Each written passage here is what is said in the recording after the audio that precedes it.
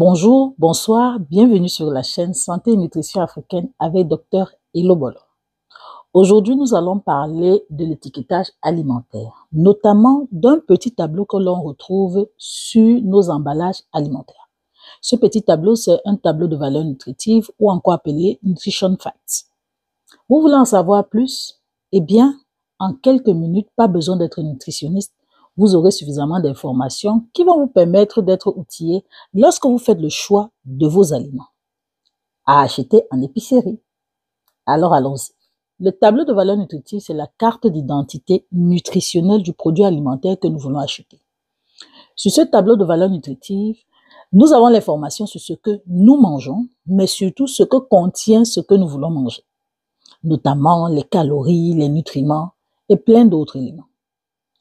Associé à ce tableau de valeur nutritive, il y a la liste des ingrédients.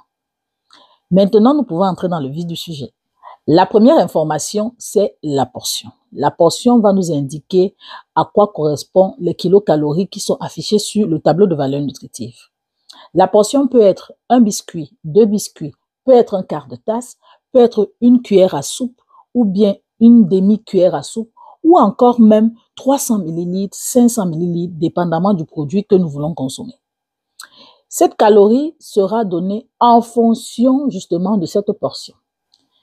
Évidemment, les calories, c'est le poids énergétique de la portion que nous voulons consommer. Après la portion, le poids énergétique, nous avons les macronutriments. Les macronutriments sont les lipides, les glucides, les protéines ou protides. Les lipides. Les lipides, nous avons les gras trans, les gras saturés. Ces informations vont nous permettre de savoir si le produit que nous devons consommer est plus ultra transformé ou moins ultra transformé. S'il a du bon gras ou du mauvais gras. Après les lipides, nous avons les glucides. Les glucides, nous avons les sucres. Ici, les sucres rassemblent les sucres raffinés, les sucres non raffinés, mais nous avons aussi les fibres. Plus un aliment a des fibres, ça veut dire que cet aliment est bon pour la digestion. Mais si cet aliment a beaucoup de sucre et que nous ne savons pas justement si c'est un sucre artificiel ou naturel, nous devons le consommer avec modération. Après les glucides, nous avons les protéines. Ces protéines qui sont nécessaires pour notre musculation, pour notre système immunitaire et bien d'autres aspects des différentes réactions chimiques que nous avons dans notre organisme. Les protéines aussi ont leur valeur. Et il est important de comprendre que ces macronutriments vont nous permettre d'avoir une petite notion nutritionniste de l'aliment que nous voulons consommer. Après tout cela, nous avons les sels minéraux. Évidemment, on peut avoir le sodium, on peut avoir le magnésium, on peut avoir le calcium, dépendamment des produits ou du produit que nous voulons consommer. Évidemment, nous avons une autre information qui nous permet de savoir ce que nous voulons consommer, quelle quantité nous avons, qui peut être préjudiciable ou non à notre santé. La valeur quotidienne. La valeur quotidienne représente en fait la quantité de nutriments en pourcentage par jour que nous devons consommer. Et quand on entend ça, on se dit, ah, il y a une quantité, oui, il y a une quantité. Nous en parlerons dans d'autres vidéos. Mais l'information que l'on retrouve sur l'emballage est la suivante. 5% de vécu est peu. 15% de vécu est beaucoup. En fait, si nous avons 5% de vécu du sodium, par exemple, alors que nos besoins sont supérieurs à 5%, nous savons que c'est peu pour notre journée. Mais n'oublions pas que nous avons d'autres aliments que nous consommons qui peuvent contenir encore du sel.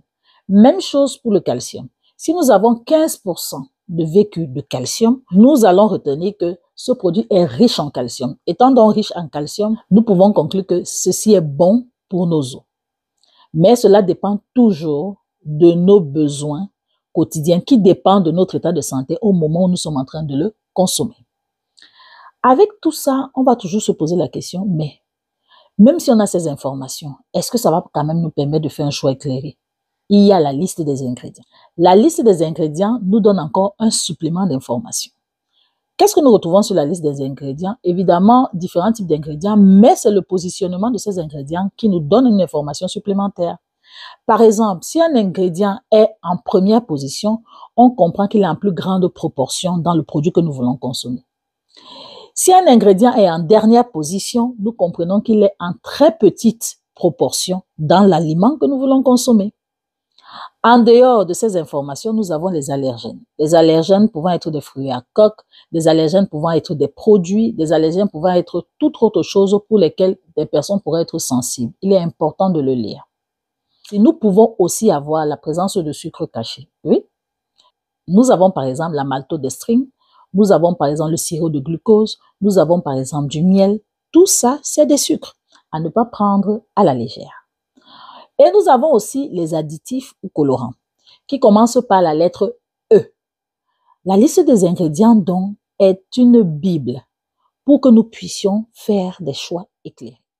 J'espère que cette vidéo vous a plu, j'espère qu'elle vous a apporté un supplément d'information.